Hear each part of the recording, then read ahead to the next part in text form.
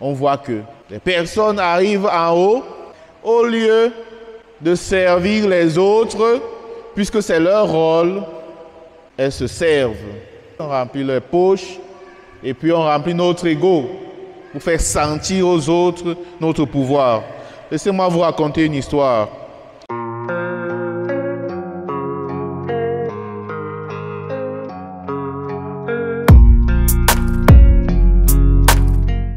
Quel est le leadership selon le Christ? Quel leadership est-ce que le Seigneur voudrait nous recommander? Comme êtres humains, nous rêvons parfois des positions de leadership, des positions où nous sommes en détention du pouvoir, où nous sommes au contrôle, où nous sommes aux commandes. Et quand on lit l'Évangile, on voit que Jacques et Jean demandent au Seigneur de les positionner, l'un à sa gauche, l'autre à sa droite. Et je me suis posé la question de savoir, mais quelles sont les raisons profondes qui ont poussé ces disciples, ces apôtres, à demander ces places de choix, d'honneur et de pouvoir au Seigneur? Étaient-ils prêts à assumer ces positions? Avaient-ils mérité ces positions-là? On voit qu'ils veulent passer par les relations ou alors le réseau pour avoir le pouvoir et le contrôle. Cela nous est très familier. Cela se passe souvent dans notre société. On voit que beaucoup de ceux qui nous gouvernent sont là, non pas forcément parce qu'ils l'ont mérité, mais parce qu'ils ont été positionnés, parce qu'ils ont eu le réseau, ou alors parce qu'ils ont des affinités avec le patron. Vous allez vous rendre compte en allant quelque part et en regardant la liste de ceux qui sont, n'est-ce pas, en charge, vous allez voir que leurs noms viennent tous du même endroit, de la même région. Je sais que vous savez ce dont je parle. Ce n'est pas si mauvais que ça.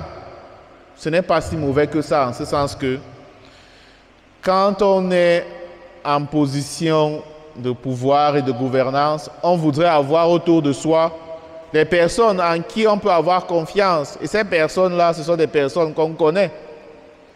Et généralement, les personnes qu'on connaît, pour la plupart, sont des personnes qui nous sont proches, soit par le sang, soit par le village, soit par des relations quelconques. Mais l'autre côté de la médaille, c'est que cela met souvent en mal ceux-là qui méritent, ceux-là qui sont capables de faire le travail.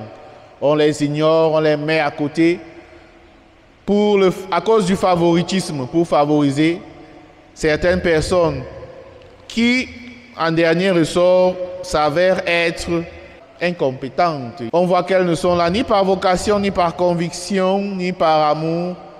Ces personnes-là se sont seulement retrouvées là. Ok. Maintenant, faites alors le travail. On ne fait pas le travail. Vous arrivez là quelque part où on doit vous recevoir, on ne vous gère pas. Quelqu'un est sous son téléphone, l'autre personne fait ses ongles, on ne vous gère pas. C'est fréquent dans les lieux publics, les entreprises publiques, etc. Et donc, ce problème, cette difficulté se voit à travers leur comportement. On voit que les personnes arrivent en haut, deviennent bien placées au pouvoir, au lieu de servir les autres, puisque c'est leur rôle, elles se servent. Elles se servent, elles servent leurs poches, on remplit leurs poches, et puis on remplit notre ego pour faire sentir aux autres notre pouvoir. Laissez-moi vous raconter une histoire. Il y avait quelque part dans le monde, dans un pays, ce pays-là était en guerre.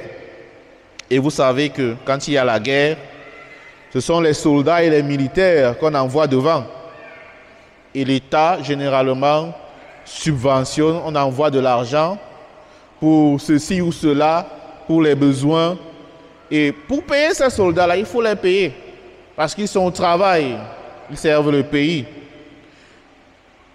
Mais de temps en temps, les chefs, ceux qui sont en haut, quand on envoie l'argent, ils s'asseyent dessus, comme on dit. Les soldats vont frapper 1 mois, 2 mois, 3 mois, des mois sans salaire. Un jour, l'un d'eux a craqué.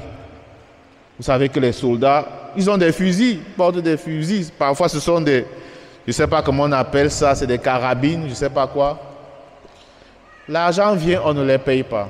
Il est arrivé dans le bureau de leur patron. Imaginez la suite. Il était avec son arme. Bien sûr, on l'a mis en prison. Parce que c'est un crime qui a été commis. Un crime par vengeance. Mais c'est une situation qui aurait pu être évitée si chacun avait joué son rôle. Si ceux qui étaient en position de leadership avaient servi les autres et non pas eux-mêmes.